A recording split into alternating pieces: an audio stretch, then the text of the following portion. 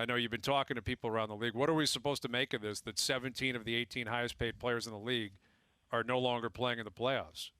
Yeah, well, it's funny. When I saw Rachel's tweet today, I was reminded I wrote about this a month ago, and basically at the time, I did a deep dive on why we had never had a player with a double-digit AAV reach the second round of the playoffs in salary cap history. And I should note that, Hazy, that I'd have to go back and look, but I think there were maybe some double-digit players that made it in the pre-cap era.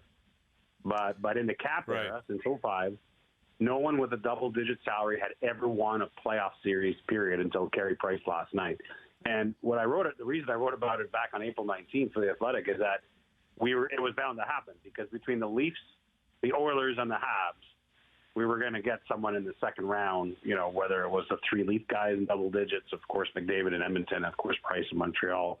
You could have also had Bobrovsky if Florida had upset Tampa, and they had a good series, although he didn't have much to do with it.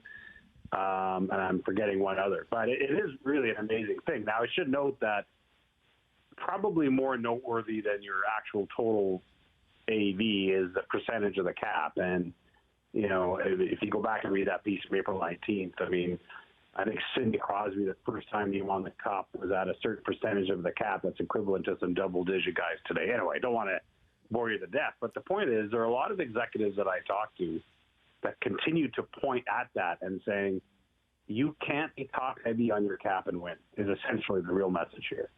And I don't know if that's true. Obviously the numbers bear it out, but it just means you have to be really good elsewhere in your lineup. But, you look at the Blues-Bruins final in 2019, the highest paid player in either team was $7.5 million. Tampa wins the Cup last year. Highest paid player, I think, is Kucherov at $9.5. No one at double digits. And they got a pretty deep lineup. So that's, the piece I did today, I'm sure you guys saw it or haven't had a chance yet.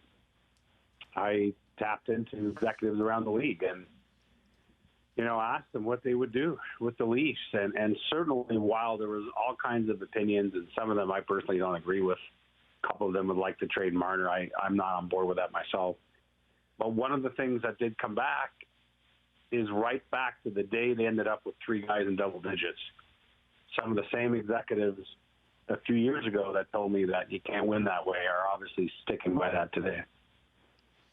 Well, yeah, and the proof is in the pudding. And, just as you've been talking, one of the first examples I also thought of was ever since Kane and Taves signed for 10.5, Chicago hasn't won a playoff round.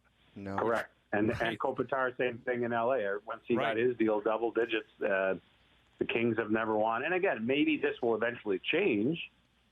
But, when Tavares goes down in Game 1 with that unfortunate incident, it's impossible to replace an $11 million center. Let's get real. Part of the way that it has to work to have three guys in double digits is all three of them have to be contributing to your playoff success. And, of course, again, it's not his fault. My goodness, we're glad that he's skating now and that it wasn't worse. But my point is that's the risk that you take when you have so much of your cap in three guys. Now, I also want to take a step back and say this, because I can't stand when people, I know you guys don't do this, but I'm saying when people walk back some of their opinions from the year, I want to make one thing clear. I loved Kyle Dubas' offseason last year. And I love the intangibles that he brought in. Simmons and Thornton, re-signed Spezza, brought in Bogosian. I was completely on board for that. And I want to make sure that I remain honest about that, because I'm hearing a lot of people backtrack themselves here in the last 24 hours. I'm not going to be one of them. No. We all said that yesterday, Pierre, that regardless of how Game 7 played out, I don't, Dubas has got to explain some things. Clearly, he's the GM, but I thought he did a good job. I thought he picked up the appropriate pieces. I think he made the right move at the deadline. I think he gave his team an opportunity to win, and they didn't pull their weight. The players didn't pull their weight. And I'm with you. I think Dubas, I'm sure he's got, I don't know if he's got regrets now, but now he's dealing with a new reality because they didn't go anywhere. And now you look at it and you're like, all right, well, they've only got 3 picks in this upcoming draft. They're up against the cap. There's things he's going to have to handle based on his maneuvers. But I'm with you. I thought they built a very good team, and the players just didn't get it done for them. That's simple. Right. And I feel like there's some overlap in sentiment and analysis, and the Leaf fans aren't going to want to hear this, but in a lot of the, peeling back the onion on Connor McDavid and the Oilers getting shocked by Winnipeg, and we've talked about this, but there's a lot of things that you're saying about McDavid and the Oilers, I think you're saying again today about, Matthews and Marner and the Leafs, which is that the last thing the fans want to hear is you just got to take more swings at it with these guys, and eventually they will figure it out. But I got to tell you, that's something I heard a lot today as well from other teams, and it's a tough sell. It's a tough sell in a market that hasn't won a playoff series in 17 years plus, that hasn't won a cup in, I'm not even going to say what year. But there's so much validity in the struggles that superstars have had in this league. And, I think I heard you a couple of weeks ago when talking about McDavid, obviously the comparison to Crosby and Taves, those guys won right away. Okay, I agree with that. That's about it. Every other superstar, it's been forever. Joe Sakic didn't make the playoffs for 5 years. Mario Lemieux made the playoffs once in 5 years. Nathan McKinnon made the playoffs once in his first 4 years. Paul Kariya missed the playoffs 6 of his first 8 years. And, of course, the link here is that when you're drafted that high, you're that special player like Matthews and Marner, you're joining a team that has been blown up and that you have to build up. And so it takes a long time to become a winner.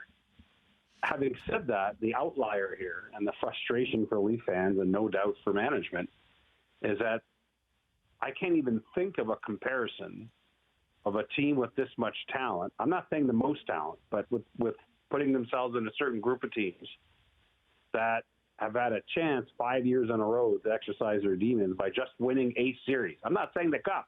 Right, exactly. I'm saying a series. The bar is low. Right, very low. A series. And they've not gotten it done. And listen, I know the Tavares and Muzzin injuries are gigantic. But at the end of the day, they lost to Columbus in the pre-playoffs last year. They didn't make the playoffs. And of course, what just happened. And so it's tough. Listen, I feel for Leaf fans out there today because if you're waking up today or went to bed last night or somehow tried to go to bed as a Leaf fan, you have to feel that your franchise is cursed at this point, honest to God.